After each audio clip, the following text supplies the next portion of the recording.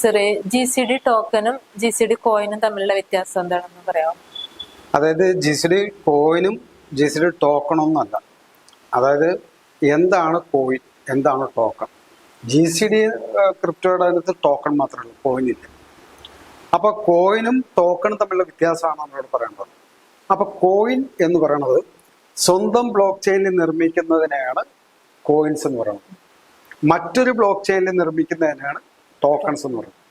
ഇപ്പൊ നമ്മൾ സ്വന്തമായിട്ടൊരു ബ്ലോക്ക് ചെയിൻ നിർമ്മിക്കുക എന്ന് പറഞ്ഞാൽ ലക്ഷക്കണക്കിന് രൂപയുടെ ചെലവുണ്ട്. തന്നെയല്ല, നമ്മൾ അങ്ങനെ ഒരു ബ്ലോക്ക് ചെയിൻ നിർമ്മിക്കുമ്പം നമ്മൾ നിർമ്മിക്കുന്ന അല്ലെങ്കിൽ നിർമ്മിക്കാൻ വേണ്ടിയിട്ട് കണ്ടെത്തുന്ന സോഫ്റ്റ്വെയർ എഞ്ചിനീയേഴ്സ് നമ്മളുടെ ബിസിനസിന്റെ ഗ്രോത്ത് അനുസരിച്ചിട്ട് ഏതെങ്കിലും ഒരു ഘട്ടങ്ങളിൽ അതിനകത്ത് എന്തെങ്കിലും എറർ വരുത്തുക എന്തെങ്കിലും ചെയ്തു കഴിഞ്ഞാൽ നമുക്ക് മുന്നോട്ട് പോകാൻ പറ്റാണ്ട്. അപ്പം നമ്മൾ ഒരു 50 ലക്ഷമോ അല്ലെ 1 കോടി രൂപയൊക്കെ മുടക്കി ഒരു ബ്ലോക്ക് ചെയിൻ സംവിധാനം ഉണ്ടാക്കി കഴിഞ്ഞാൽ നാളെ അവരെ ഡിപ്പെൻഡ് ചെയ്തിട്ട് വേണം നമുക്കിതെല്ലാം പോകാനുണ്ട്.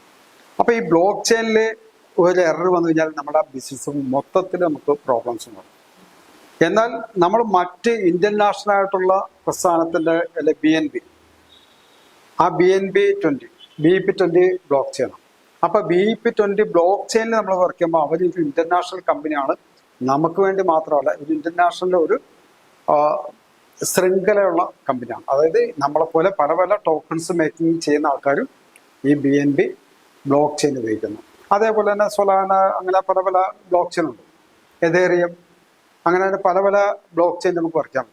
സ്വന്തം ബ്ലോക്ക് ചെയിനിൽ നിർമ്മിക്കുക എന്ന് പറഞ്ഞാൽ ഒന്ന് ഫിനാൻസ് ഭയങ്കര എക്സ്പെൻസീവ് ആണ്, അത് കൺട്രോൾ ചെയ്യാൻ വലിയ ബുദ്ധിമുട്ടാണ്.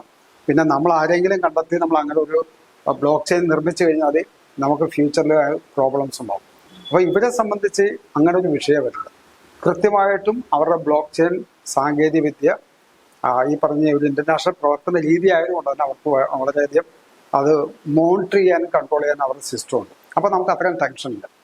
എന്നാൽ ഈ കോയിനും ടോക്കണിൻ്റെയും ഉപയോഗം ഒന്ന് തന്നെ. നമ്മൾ ചില ഹോട്ടലിലൊക്കെ ചെന്ന് കഴിഞ്ഞാൽ മുൻപേറെ ടോക്കൺ എടുക്കണം ഫുഡിന് വേണ്ടി, അല്ലേ? അപ്പൊ ടോക്കൺ എടുക്കണമെങ്കിൽ അവിടെ ക്യാഷ് കൊടുക്കുക, ടോക്കൺ എടുക്കുക.